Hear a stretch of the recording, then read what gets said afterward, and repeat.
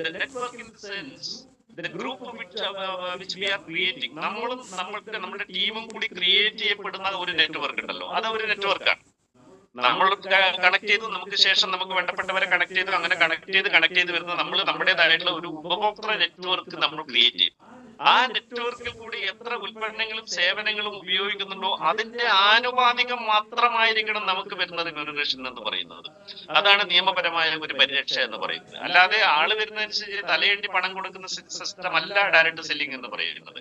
അപ്പൊ നമ്മൾ നമ്മുടെ ടീമും ക്രിയേറ്റ് ചെയ്യപ്പെടുന്ന ആ ടീമിൽ വരുന്ന വിറ്റ് വരവിന്റെ ആനുപാതികമായിട്ട് ലാഭത്തിന്റെ വിഹിതമാണ് നമ്മൾക്ക് കിട്ടുന്നത്. എങ്ങനെയാണ് ഈ ലാഭത്തിന്റെ വിഹിതം നമുക്ക് ഡിസ്ട്രിബ്യൂട്ട് ചെയ്യുന്നത് വെച്ച് കഴിഞ്ഞാൽ, നമുക്കറിയാം സാധാരണ ട്രഡീഷണൽ മാർക്കറ്റിലാവുന്ന സമയത്ത് ഒരു ഉൽപ്പന്നം വിറ്റഴിക്കുമ്പോൾ നമ്മൾ ഒരു റീറ്റെയിൽ ഷോപ്പിൽ പോയി അതിന്റെ മേലെ ഒരു ഹോൾസെയിലർ, സ്റ്റോക്കിസ്റ്റ്, സൂപ്പർ സ്റ്റോക്കിസ്റ്റ്, സിആറിന്റെ ഏജൻസി, അപ്പൊ അങ്ങനെ ഒരുപാട് ഇടത്തട്ടുകാരുണ്ടാവും. അതുപോലെ തന്നെ ഇതിന്റെ നമുക്കറിയാലോ അഡ്വർടൈസ്മെന്റ് എന്ന് പറയുന്നത് വലിയൊരു കോസ്റ്റ്ലി ഒരു സബ്ജക്റ്റ് ആണ്. ഇപ്പൊ ശരിക്കും ഒരു ഉൽപ്പന്നത്തിന്റെ 65-70% വരെ പോകുന്നത് ഇന്റർമീഡിയറ്റ്സിനും അഡ്വർടൈസ്മെന്റിനുമാണ്.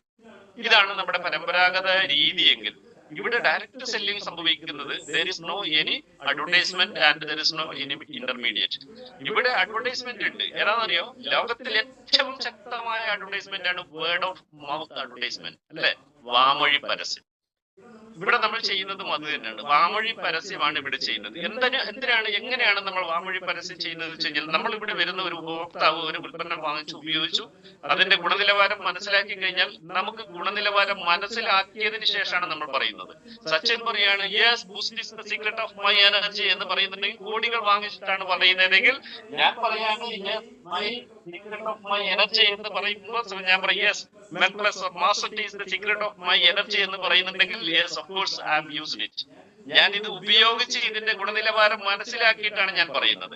അപ്പൊ ഇവിടെ ഒരു ഉപഭോക്താവ് കൃത്യമായി അനുഭവഭേദ്യമാക്കിയ സാധനങ്ങൾ ജനങ്ങളോട് വിളിച്ചു പറയുമ്പോൾ ഇറ്റ് വിൽ ബി ഹോണസ്റ്റ്, അല്ലെ? ഇത് വളരെ ആത്മാർത്ഥമായിരിക്കും. പണത്തിന് വേണ്ടിയിട്ടല്ല പറയുന്നത്, ഇവിടെ ആത്മാർത്ഥമായിട്ട് അവന്റെ അനുഭവ സമ്പത്താണ് ആളുകളോട് പറയുന്നത്. ഇങ്ങനെ പറയുന്ന സമയത്ത് ഒരു ഉൽപ്പന്നം ഉപയോഗിച്ചപ്പോൾ നമ്മൾ അവിടെ കൺസ്യൂം ചെയ്തു. ആ കൺസ്യൂം ചെയ്ത ഉൽപ്പന്നത്തെ ലോകം മുഴുവൻ മാർക്കറ്റ് ചെയ്യാനുള്ള ഒരു അവസരം കൂടി നമുക്ക് ഇവിടെ കിട്ടും. അതാണ് നമ്മൾ ഡിസ്ട്രിബ്യൂഷൻ ഷിപ്പ് എന്ന് പറയുന്നത്. ഇപ്പൊ നമ്മളെ സംബന്ധിച്ച് ആ ഡിസ്ട്രിബ്യൂട്ട് ചെയ്യുന്ന സമയത്ത് നമ്മളിപ്പോ ചെയ്തുകൊണ്ടിരിക്കുന്ന അഡ്വർടൈസ്മെന്റ് ആണ്. ഇതിലിരിക്കുന്ന ആരെങ്കിലും ഒരു ഉൽപ്പന്നം വാങ്ങിച്ചു അല്ലെങ്കിൽ നമ്മുടെ സിസ്റ്റത്തിലേക്ക് വന്നു കഴിഞ്ഞാൽ അവിടെ ഒരു സെയിൽ നടക്കും. ആ സെയിൽ നടക്കുന്ന സമയത്ത് ഓട്ടോമാറ്റിക്കലി അവിടെ എന്ത് ചെയ്തു? അഡ്വർടൈസ്മെന്റുമായി അതുപോലെ സെയിലുമായി ഇത് രണ്ടിലും പോകുന്ന ആ എമൗണ്ട് ഉണ്ടല്ലോ, ആ കളിക്കുന്ന എമൗണ്ട് അതാണ് കൺസ്യൂമറിലേക്ക് റീഡിസ്ട്രിബ്യൂട്ട് ചെയ്യുന്നത്. ഇതാണ് ഇതിന്റെ മനോഹാരിത എന്ന് പറയുന്നത്. there is no any magic in the system, it's reality.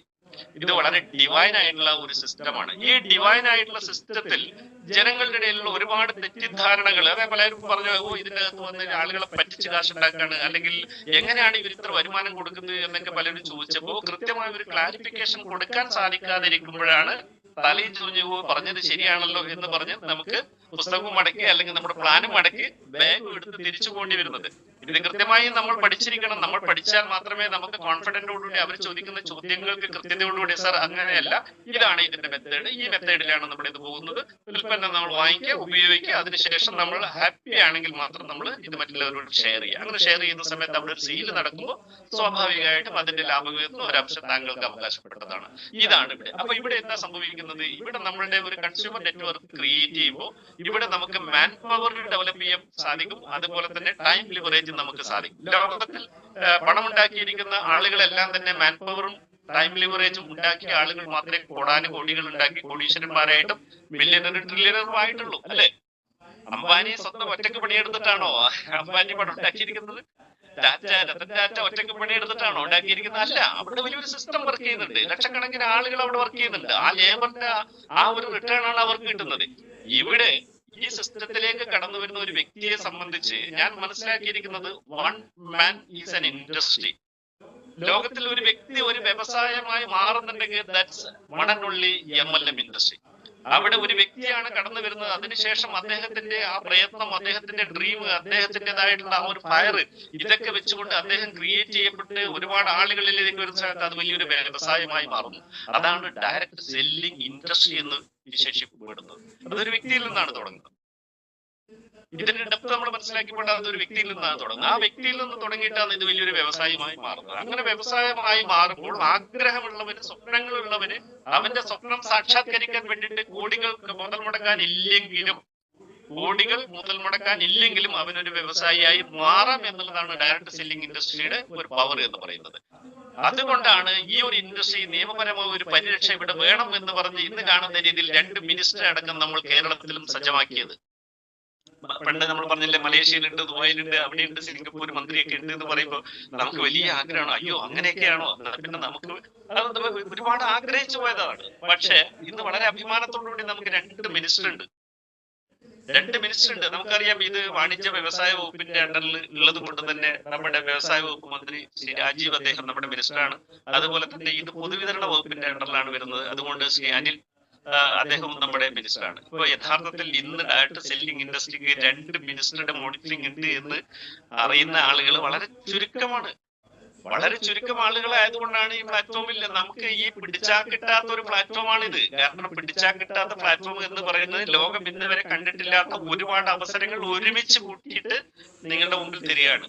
ഇങ്ങനെ തരുന്ന അവസരത്തെ ഇവിടെ ഡയറക്ട് സെല്ലിംഗ് ഇൻഡസ്ട്രിയുടെ ഒരു പവറും കൂടി ഞാൻ പറഞ്ഞു പോവാം. അതിൽ നമ്മുടെ ഔട്ട്സ്റ്റാൻഡിംഗ് പെർഫോമൻസ് എങ്ങനെയാണ് ഓക്സി കാഴ്ചവെക്കുന്നതെന്ന് ഞാൻ പറയാം. ഞാൻ നേരത്തെ പറഞ്ഞു 2035 നമ്മുടെ ഡ്രീം ഇതാണെങ്കിൽ 2030 നമ്മളൊരു ഡ്രീം ഉണ്ട്. നമ്മൾ 2030 ഇട്ടിരിക്കുന്ന ലക്ഷ്യം എന്ന് പറയുന്നത് ഇന്ത്യയിൽ ഏറ്റവും കൂടുതൽ ടേൺ ഓവർ ക്രിയേറ്റ് ചെയ്യപ്പെടുന്ന ഡയറക്ട് സെല്ലിംഗ് കമ്പനി, ഇന്ത്യയിൽ ഏറ്റവും കൂടുതൽ ടേൺ ഓവർ ക്രിയേറ്റ് ചെയ്യപ്പെടുന്ന ഡയറക്ട് സെല്ലിംഗ് കമ്പനി 2030 ഡിസംബർ 31 മുമ്പ് നമ്മളത് കരസ്ഥമാക്കും. ഇതെന്ന് പറഞ്ഞതല്ല, 2018 കമ്പനി സ്റ്റാർട്ട് ചെയ്യുന്ന സമയത്ത് പറഞ്ഞതാണ്. എങ്ങനെയാണ് ഇവിടെ 10, 25, 30 വർഷമായിട്ട് പല ഡയറക്ട് സെല്ലിംഗ് കമ്പനികൾ ഇവിടെ വർക്ക് ചെയ്യുന്ന സമയത്ത് ഇന്നലെ തുടങ്ങിയ ഒരു കമ്പനിക്ക് എങ്ങനെയാണ് ഇത് പറയാൻ സാധിക്കുക എന്ന് പല ആളുകളും ആശ്ചര്യപ്പെടുന്നുണ്ടാവും, അല്ലേ?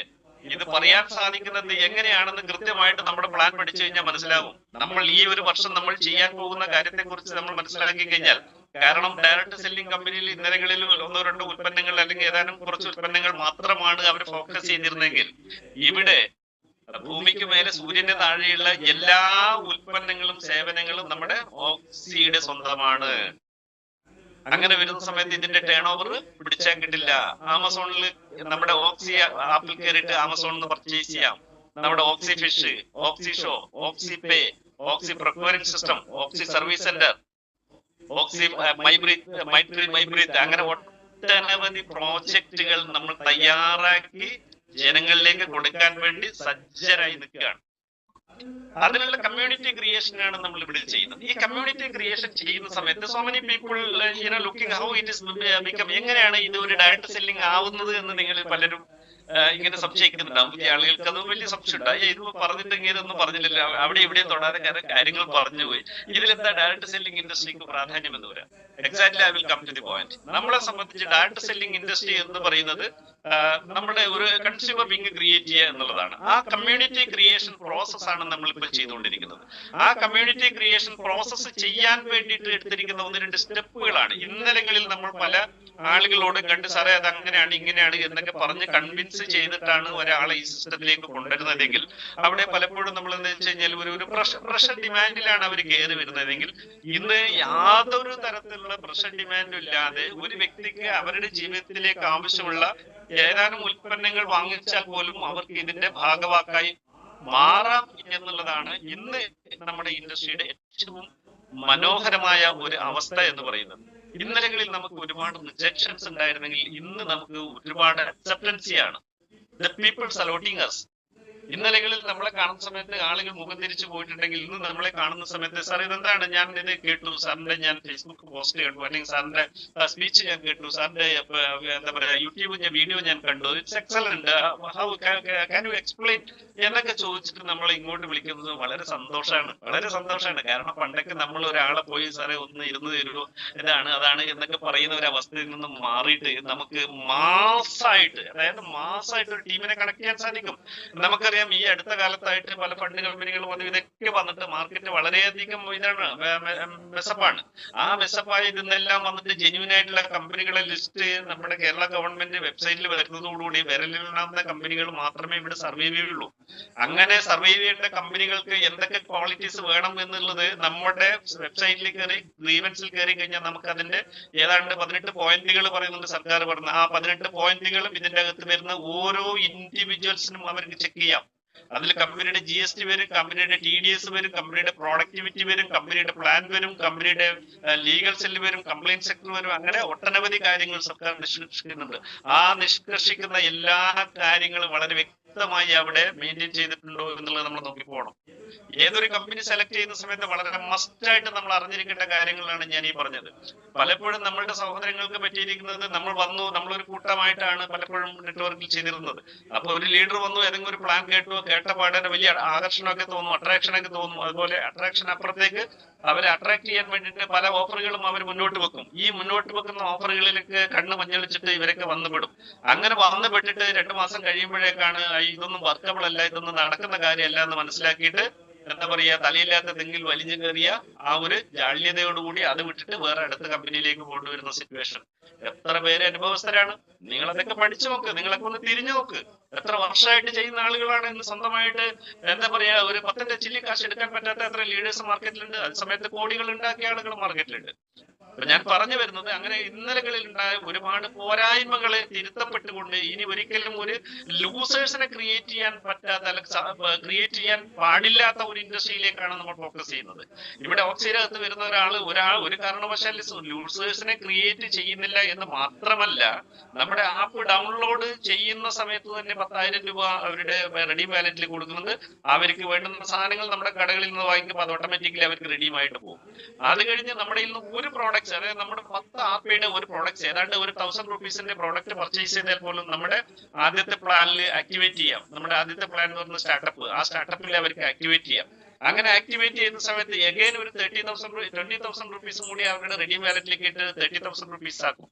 ദെൻ ആഫ്റ്റർ ദാറ്റ് നമ്മുടെ ഇതിൽ തന്നെ സെക്കൻഡ് ഒരു പ്ലാൻ ഉണ്ട്, പ്രീമിയം പ്ലാനിലേക്ക് കയറി വരാം. ഒരു 100 PVയുടെ പ്രോഡക്റ്റ് പർച്ചേസ് ചെയ്യുന്ന അപ്രോക്സിമറ്റ്ലി ഒരു 12,000 റുപ്പീസിന്റെ ആ ഒരു പർച്ചേസിങ് വരും. അത് പർച്ചേസ് ചെയ്യുന്ന സമയത്ത് വീണ്ടും നമുക്ക് എന്ത് ചെയ്യാം, ഒരു 70,000 റുപ്പീസ് കൂടി നമ്മുടെ റെഡി വാലറ്റിലേക്ക് കിട്ടും. അപ്പൊ ടോട്ടൽ ഓക്സിയിലേക്ക് കടന്നു വന്ന് ഒരു പ്രീമിയം കസ്റ്റമർ ആവുന്ന ഒരു വ്യക്തിയെ സംബന്ധിച്ച് 1,00,000 രൂപ അദ്ദേഹത്തിന്റെ ചുറ്റുപാടിൽ നിന്നുള്ള കടകളിൽ ടൈപ്പ് ചെയ്ത കടകളിൽ നിന്ന് പോയി വാങ്ങിച്ച് സാധനങ്ങൾ ഉപയോഗിച്ചാൽ പോലും, ബിസിനസ് ഒന്നും ചെയ്തില്ലെങ്കിൽ പോലും അദ്ദേഹത്തിന് ലഭിക്കും. ഈ സാധനങ്ങളൊക്കെ നമ്മൾ ഇന്നലെ വാങ്ങിച്ചതല്ലേ, നാളെ വാങ്ങിക്കേണ്ടതല്ലേ? ഭക്ഷണത്തിന് പകരം വേറെ എന്തെങ്കിലും നമുക്ക് കഴിക്കാൻ പറ്റുമോ? നമ്മൾ മാത്രമല്ലല്ലോ, നമ്മുടെ എത്ര അയൽപ്പക്കാരുണ്ട്, നമ്മുടെ എത്ര ബന്ധുക്കളുണ്ട്, നമ്മുടെ എത്ര സുഹൃത്തുക്കളുണ്ട്, ഇവരെല്ലാം ഭക്ഷണം കഴിക്കുന്നില്ലേ? ആ ഭക്ഷണം കഴിക്കുന്ന അവരുടെ പർച്ചേസിംഗ് പോയിന്റ് ഒന്ന് ഇങ്ങോട്ട് ഷിഫ്റ്റ് ചെയ്താൽ പോരെ? അപ്പൊ ഷിഫ്റ്റ് ചെയ്യുന്ന സമയത്ത് അവർ ചോദിക്കും, ഞാനിപ്പോ കണ്ണേട്ടന്റെ കടയിൽ നിന്ന് സാധനം വാങ്ങിക്കുന്നു, എന്തുകൊണ്ടാണ് ഞാൻ കൃഷ്ണേട്ടന്റെ കടയിൽ നിന്ന് ഞാൻ എന്തിന് സാധനം വാങ്ങിക്കണം എന്നുള്ളത് കൃത്യമായിട്ട് നമുക്ക് പറഞ്ഞു കൊടുക്കാൻ സാധിക്കും. അവരുടെ മൊബൈൽ എടുത്തു കഴിഞ്ഞാൽ ഒരു 2 മിനിറ്റ് കൊണ്ട് അവരുടെ ID ക്രിയേറ്റ് ചെയ്ത് അവർക്ക് കാണിക്കാൻ സാർ, ഇതാണ് എന്തിനാണ് നിങ്ങൾ ഇത് ഉപയോഗിക്കേണ്ടത് എന്ന് വെച്ച് കഴിഞ്ഞാൽ 10,000 രൂപ നിങ്ങളുടെ അക്കൗണ്ടിലേക്ക് കയറിയിട്ടുണ്ട്. നിങ്ങൾ അവിടെ പോയി സാധനം വാങ്ങിക്കുക, ഇതാണ് നിങ്ങളുടെ ഡിസ്കൗണ്ട് കൂപ്പൺ, ഈ ഡിസ്കൗണ്ട് നിങ്ങൾക്ക് വാങ്ങിച്ചുപയോഗിക്കാം. ഇത് നിങ്ങൾക്ക് വാങ്ങിച്ചുപയോഗിക്കാന്ന് മാത്രമല്ല, നിങ്ങളുടെ അയൽപ്പക്കാരും മറ്റെല്ലാവർക്കും നിങ്ങൾക്ക് കൊടുക്കുകയും ചെയ്യാം. അവർ വാങ്ങിക്കുമ്പോൾ അവർക്കും ഒരു വിഹിതം കിട്ടും. ഇവിടെ രസകരമായിട്ടുള്ള ഒരു കാര്യം ഞാൻ പറയാം. ഇവിടെ നമ്മുടെ പ്ലാറ്റ്ഫോമിൽ അറിയുന്നവർക്ക് അറിയാം, നമ്മുടെ great visionary doctor Abdul Arshad Vaikom സ്വദേശിയാണ്. വൈക്കം സ്വദേശിയായ അദ്ദേഹത്തിന്റെ തൊട്ടടുത്ത് അദ്ദേഹം സാധനം വാങ്ങിക്കുന്ന കടയാണ് മിത്രം സൂപ്പർ മാർക്കറ്റ്. ഇത് വളരെ രസകരമായിട്ടുള്ള ഒരു കഥയാണ്. മിത്രം സൂപ്പർ മാർക്കറ്റ് വൈക്കത്ത്. അപ്പോ പിന്നെ ഞാൻ നമ്മുടെ മിഷണറി അവിടെ സാധനം വാങ്ങിക്കാൻ വേണ്ടി പോയപ്പോ അവിടെ സാധനമൊക്കെ വാങ്ങിച്ചു വെക്കുന്ന സമയത്ത് ഓക്സിയുടെ QR കോഡ് ഇദ്ദേഹം ഞെട്ടി നോക്കുമ്പോഴേക്ക് നമ്മുടെ ഒരു ഗ്രേറ്റ് ലീഡർ ദീൻ ദയാൽ, നമ്മൾ പറയാറില്ലേ തമിഴ്നാട്ടിൽ നിന്ന് വന്നിട്ട് എല്ലാവരും കൊണ്ടുപോച്ച് DD അവിടെ ആ ഷോപ്പ് ടൈപ്പ് ചെയ്തു. അർഷാദ് സാറ് ഇനി ജീവിതകാലം മുഴുവൻ ആ ഷോപ്പിൽ നിന്ന് ഒരു പാല് വാങ്ങിച്ചാലോ, ഒരു എന്താ പറയാ സോപ്പ് വാങ്ങിച്ചാലോ, പേസ്റ്റ് വാങ്ങിച്ചാലോ, എന്ത് വാങ്ങിച്ചു കഴിഞ്ഞാലും ഈ തമിഴ്നാട്ടിൽ കിടക്കുന്ന ദീൻ ദയാൽ എന്ന് പറയുന്ന നമ്മുടെ സഹോദരന്റെ അക്കൗണ്ടിലേക്ക് പണം വരും. ഒരു PVയുടെ ജനറേറ്റ് ചെയ്തിട്ടുണ്ടെങ്കിൽ ആ ഷോപ്പ് ആരൊക്കെ വന്ന് പർച്ചേസ് ചെയ്തിട്ടുണ്ടെങ്കിൽ 5 രൂപ അദ്ദേഹത്തിന്റെ അക്കൗണ്ടിലേക്ക് പോകും. ഇനി ഇദ്ദേഹം വാങ്ങിച്ചുപയോഗിച്ച ആ സാധനത്തിന്റെ ഇദ്ദേഹം ചെയ്തിട്ടുണ്ട്, അതിന്റെ പോകും. ഇത് ചില്ലറ കളിയല്ല, ഇത് ഒന്നൊന്നര കളിയാ. ഇത് ലീഡേഴ്സിന് ആർക്കും ഇതിന്റെ ട്രിക്ക് മനസ്സിലായിട്ടില്ല. ഇപ്പോഴിതാണ് സ്ഥിതിയെങ്കിൽ ഇനി അടുത്ത മാസം ലെവൽ വേറെ എന്ന് വെച്ചാൽ നമ്മൾ സോഷ്യൽ മീഡിയ പ്രൊമോഷനും കാര്യങ്ങളൊക്കെ കമ്പനിയുടേതായിട്ടുള്ള രീതിയിൽ തന്നെ ആരംഭിക്കുകയാണ്. അത് ആരംഭിക്കുന്ന സമയത്ത് ബ്ലോഗേഴ്സിനെയൊക്കെ വെച്ച് സംസാരിക്കുന്ന സമയത്ത് ഇത് വേറെ ലെവലിലേക്ക് മാറും. അതിനു മുമ്പേ നിങ്ങൾ ചെയ്യേണ്ട ഒരേ ഒരു കാര്യം ഞാൻ പറയുന്നത്, ഇന്ന് പുതുതായിട്ട് ആരെങ്കിലും ഈ പ്ലാറ്റ്ഫോമിലേക്ക് വന്നിട്ടുണ്ടെങ്കിൽ ആരാണോ നിങ്ങൾക്ക് ലിങ്ക് ഷെയർ ചെയ്തത് അവരിങ്ങോട്ട് വിളിക്കാൻ വേണ്ടി നിൽക്കരുത്. അങ്ങോട്ട് വിളിച്ചിട്ട് സാറേ ഞാൻ എങ്ങനെയാണ് രജിസ്റ്റർ ചെയ്യേണ്ടത്, എന്താണ് ചെയ്യേണ്ടത് അങ്ങോട്ട് ചോദിച്ച് നിങ്ങളുടെ സൈറ്റ് രജിസ്റ്റർ ചെയ്തിട്ട് മാത്രമേ ഇന്ന് കിടന്നുറങ്ങാവുള്ളൂ.